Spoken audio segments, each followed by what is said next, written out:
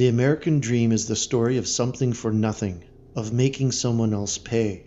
Such a mindset explains the material lust for franchises, special metal acquisition, trading privileges, energy control, and tax evasion. All these things mean monopoly, and all monopoly is produced through legislation, while monopoly laws are born in corruption. The commercialism of the press and news media, of education, even of charity, is part of the price we pay for the special privileges created by law. Monopoly and corruption are thus cause and effect. Together they work in Congress, in our Commonwealth, and our municipalities. It is now always so. Privilege gives birth to corruption, just as the poisonous sewer breeds disease. Equal chance, a fair field and no favors, the square deal, are things of the past.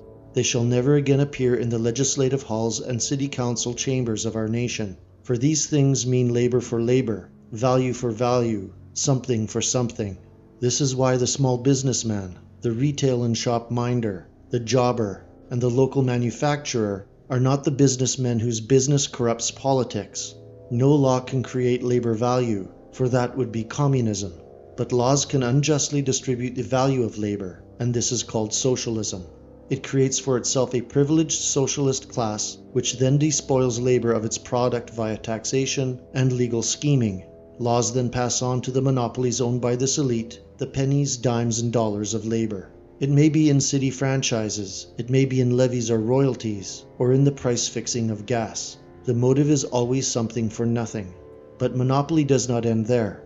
Even the sacrifice of our political institutions, even the shifting of taxes to the working poor, even the control of all life and industry by privilege, do not measure the whole cost of monopoly.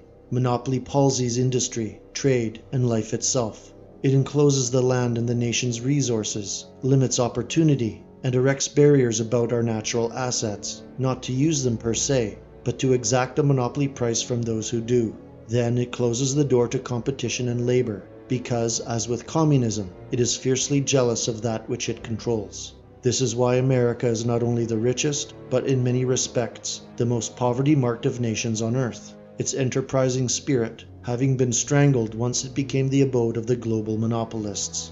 And we know who this group is, its members never being representative of any of the nations which name them, but of the big business interests whose directors, attorneys, and agents they are. And who is the donkey slave to this monopoly? The man who is burdened with the greatest effort of the labor to maintain it. That is, the white man.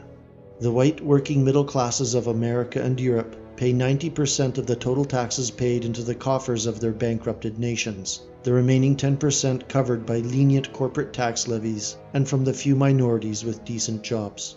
The welfare infrastructure sustained by the tax pool heavily underrepresents the very whites who pay into it, and nearly 1/4 of these will never even cash in a pension check. As in Raskolnikov's dream, the white man is an old withered nag, harnessed to a cart full of peasants who curse at it for not pulling more than it should.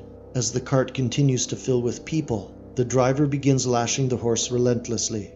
When that doesn't seem to work, the freeloaders then jump from the cart and begin beating the animal to death, until only the steam from its nostrils can be seen to move, while its motionless body bleeds out onto the newly fallen snow. The modern white slave can be likened to this wretched creature from Dostoevsky's Crime and Punishment, toiling with its utmost strength, but going nowhere. This cannot last forever, and it won't, for the monopolists have designed the gambit to last just long enough to collapse the horse on the very spot where it struggled, only to be replaced by a cartload of vagrants who will then busily consume its flesh before moving on.